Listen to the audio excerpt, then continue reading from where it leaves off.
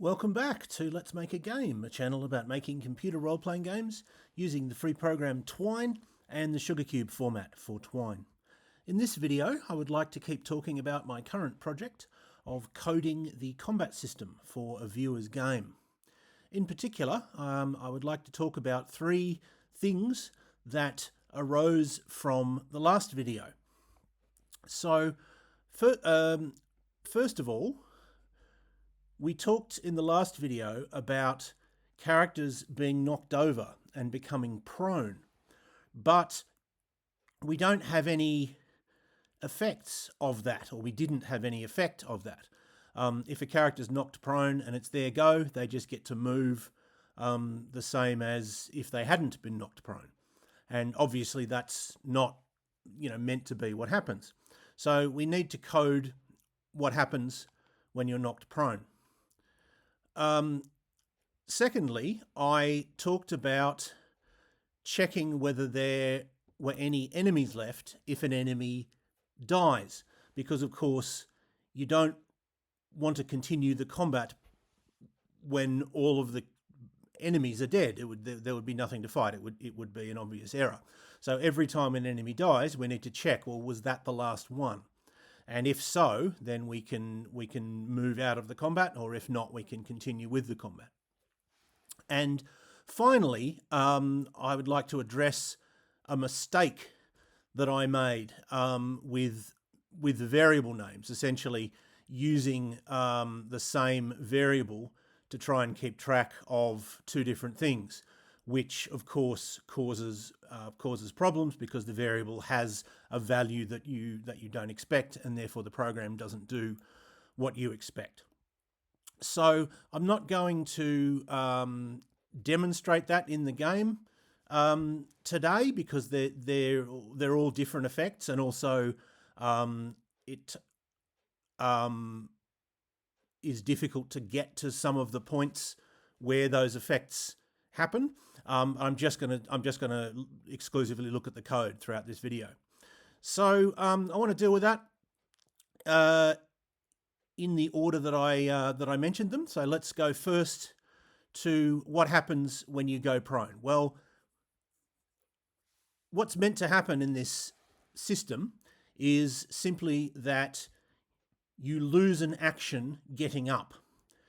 So every character has two actions on a given in a given combat round, and if they have been knocked prone, they lose one of them, or they spend one of them getting up. Now, you could easily imagine that there would be other effects of being prone, like you might say that if you are prone, it's easier to attack you. For example, characters get to subtract their sneaky score from attacks and from damage. And you might say, well, if they're prone, they don't get to do that because they're not dodging around. They're just sort of slightly stunned on the ground or something like that. You might say, on the contrary, well, you can attack from the ground. If you're on the ground, you can still shoot, for example. Maybe you get a penalty or something like that. But this system tends towards simplicity more than sort of simulation. It's not really intended to be a sort of detailed and realistic simulation of what combat against giant monsters would really be like. And so it has a very simple effect. If you're knocked over, you lose a turn. So at the moment, only player characters and companions can be knocked over. There may be a way for enemies to be knocked over as well.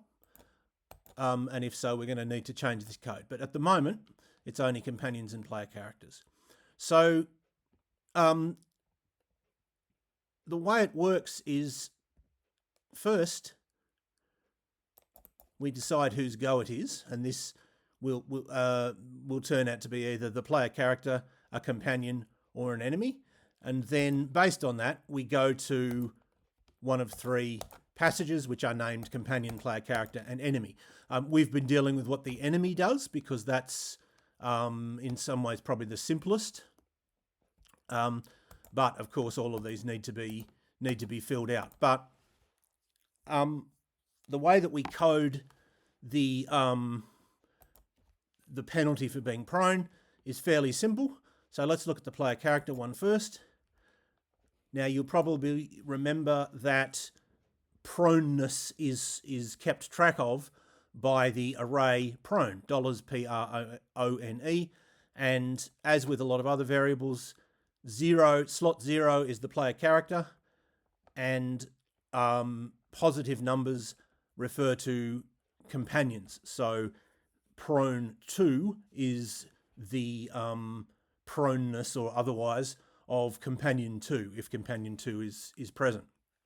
So if it's the player character's go, this, what I've just highlighted, is what we had as the code in this page before. The different options that the player character has. We haven't done all of the options by a long shot. We've done moving, because that's fairly simple. We haven't done the player character attacking yet, and there should be at least one other option, which is that the player character can speak to the companions and possibly give them orders or motivation or change their behavior in some way. And we haven't even sort of done the button for that yet, let alone the code. But that's what we had before. But now we have, first of all, we have a test to see if they're prone. So we have, if prone 0 equals 1, that means that they are prone. If prone 0 is equal to 1, then the player character is prone. So we do several things. We set prone 0 to 0. We give the message, player character stands up. We might say you stand up in the final version, but I mean, that's a cosmetic sort of change. But either way, we just give a message to say, well, you're not going to get 2 actions this time. You're only going to get 1 because you were knocked over. And then we just go straight to next action. Your action, compulsorily, your action is standing up, so you don't get any choice. And then all of the actual choices only happen if this is not true. It's in the else part of this if else / if structure. For companions, it's very, very similar. We haven't done the choices that the companions have yet. Instead of 0, we do $INI_WHO. So initiative who is what that stands for. And that variable keeps track of who is currently moving, whose go is it currently. And if it's a positive number, it's that number companion. So we look in $prone, square bracket, $INI_WHO, end square bracket. If that one equals 1, then we set that same one to 0. We give a message saying player character stands up. Well, that's not right. It should say companion INI who stands up. So sorry about that. I'll fix it in the version that is available for download. We say companion INI_who stands up, and then we go straight to the next action. So it's exactly the same, except that we're looking at and updating a different slot of the prone array. All right, so that's the first thing. The second thing is, are there any enemies left? So we have to make this check every time an enemy dies. At the moment, the only way an enemy can die is by getting a long failure, that is a very low roll, and injuring themselves, and that being their last hit point that they lost, because we haven't yet coded either the companions or the player character attacking. So obviously that's unlikely to happen, I guess, or it would take a long time for that to happen. But of course, enemies will be dying quite frequently, because in the final game, they'll be being attacked all the time. So either way, at the moment, there's only one way to get to this any enemies left passage, which is from a long failure from the enemy strikes passage. But of course, there will be other ways to get there from passages we're going to put in to do with the player character or the companion attacking. So let's have a look at what we do there. So we set the temporary variable z to 0, And then we have a little note that says it's set to 1 if any enemy is still alive. We have a for loop that goes from 1 to enemy underscore num. That is the number of enemies at the start of the combat. And we look at enemy Y2 because slot 2 is where we keep their hit points. And if it's greater than 0, we set Z equal to 1. So if there's an enemy if there's at least one enemy who has at least 1 hit point, then Z will be equal to 1. And if there are no enemies that have at least 1 hit point, Z will be 0 at the end of this process. And then if Z is 0 at the end of, after that for loop, if Z is equal to 0, that means the player has won the combat. So we go to the page player has won. That is another passage that I have created but haven't yet put any code in. And I might not put any code in because that's the end of the combat and I'm just coding the combat system. So we might sort of, like the creator of this game might want to code that particular page, or they might want me to have, there might be a little message saying the combat is over or something, click to continue, something like that. But either way, it will be fairly brief, much as this game over message will be fairly brief. But if that's not the case, if Z is not equal to 0, well, then it can only be equal to 1. That's the only 2 values it can really have. And in that case, we go to next action. A lot of things, you can probably notice that a lot of things in combat are going to end up going to this page or passage next action. It's got quite a lot of arrows going to it. And it will get more because that's the structure of this combat, and probably the structure of a lot of combats in computer RPGs, which is someone has an action, they either hit or miss or injure themselves or cause some status effect, and then we see who has the next go, and then we work out who's next, and then they have a go, and so on. And so we're going to be moving through this passage quite a lot. Okay, so that's 2 out of 3 things. The third thing was I told you about a mistake that I made. And that mistake was that I had the variable $Y2. I had stored the total number of combatants in the temporary variable Y2, which is fine, except that I sort of forgot that I'd done that. And I used Y2 for something else down here. And this is the problem with temporary variables. The very idea of having Z, Y, X, and W is that they are variables that you use over and over again for different things so that you don't have to have a separate variable name for every single thing. But the problem is if you have a temporary variable, you shouldn't really use it in multiple pages, or you shouldn't use it in too many pages anyway, or because it's difficult to keep track of what's stored where. And so I fell into that error. And so what I should have done was had a separate variable for the number of combatants. And that's what I've done. I've called it simply combatants, which is spelt, and I have a little note here, combatants. So combatants, and that is as the note says, the total number of combatants in a given combat.